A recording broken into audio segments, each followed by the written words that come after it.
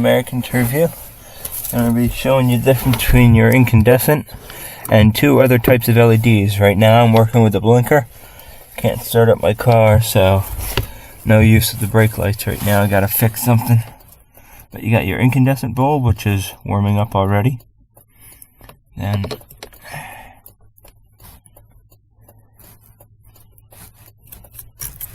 push in, release.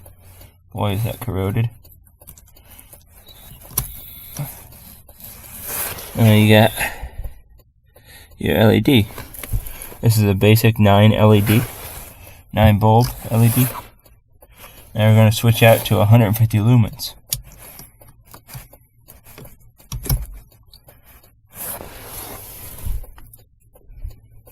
Which this one doesn't seem to be getting quite enough power or enough time running for that.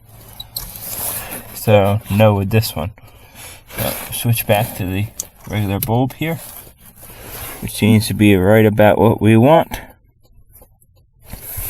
And switch back to the incandescent again, or the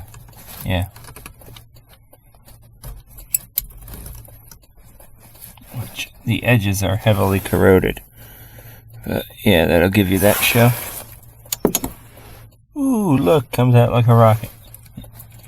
Alright, so we'll get back to the LED bulb. So this, where it turns signal.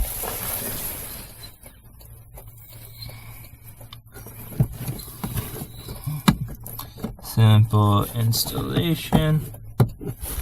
Done. So, American review, comment, rate, subscribe. As you can see, these are not really the most powerful LEDs.